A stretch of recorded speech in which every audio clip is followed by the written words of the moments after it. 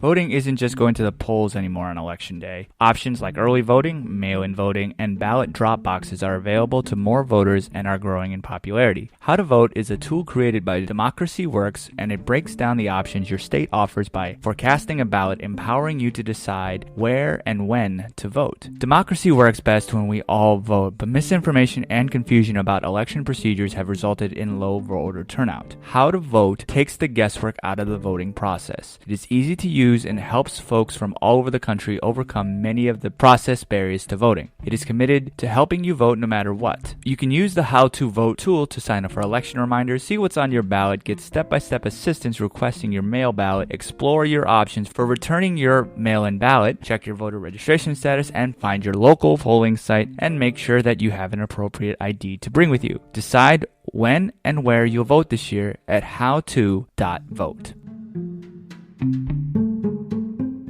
Hello and welcome to the formal review. Today, we will be looking at the 2018 film, The Wife. Now sit back, relax, and enjoy the review. Hey everybody, and welcome back. It's episode 30. I really honestly cannot believe that it's been 30 episodes of this. Now, before I get started into this episode, I do want to say, as always, there may be some spoilers, but as with all the reviews, I do my best to keep the entire review fairly vague so that not to ruin the movie for you. But if you don't care about that, keep listening. So The Wife is a drama film directed by Bjorn Rung and written by Jane Anderson, based on a novel of the same name by Meg Wolitzer. It stars Glenn Close, Jonathan Pryce, and Christian Slater. In this film, Glenn Close is Joan Castleman, a wife of celebrated author Joe Castleman, played by Pryce, who just won the Nobel Prize for Literature. Now, he is elated about this award. It's something that he thinks that he's been working for his entire life. For her, it actually makes her look at her identity and who she has become over the past 20-odd years. While they're in Stockholm, she listened to all of this adoration be said about her husband, where she is kind of essentially pushed to the side. This film takes this woman who in 1992 finds the courage to stand up in a man's world, and honestly is a very strong film, especially in the height of the Time's Up movement. The director takes the story from the original book and makes a very creative drama that honestly is fairly engaging throughout the entire runtime. But what really makes this film is Glenn Close. She lets her feelings only show themselves when she wants them to. She doesn't give too much away, but as the film progresses, the audience gets to learn more about her character. And each moment of the film progresses, you can tell that something is about to break. Because her husband is this extreme narcissist who thinks he's the greatest thing since sliced bread.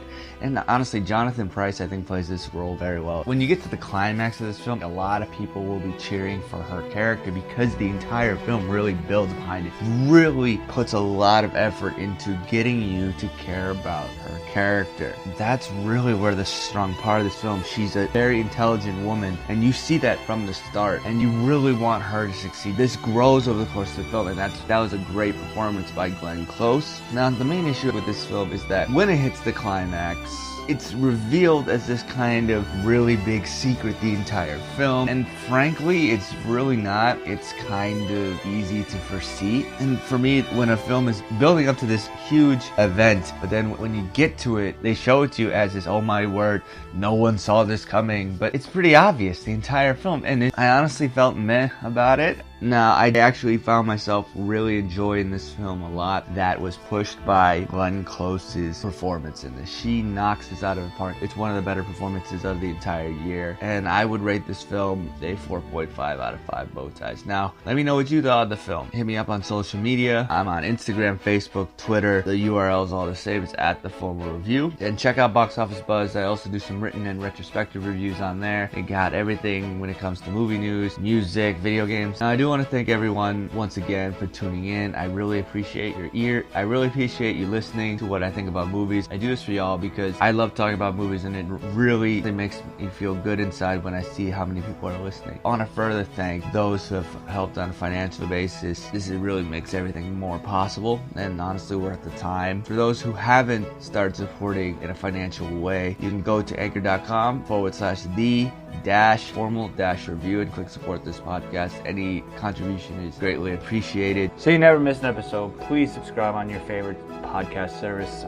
We're on iTunes, Spotify, Google Podcasts, Stitcher. Please leave a review. I'm always looking to improve and grow, and I want to give the best product. As with every episode, I always put music in the background, mainly to bring attention to the music of the film. Music in the background in this episode was from the Wife original motion picture soundtrack, composed by Jocelyn Hook, released by Chester Music Limited under license to Node Records on November 2nd, 2018.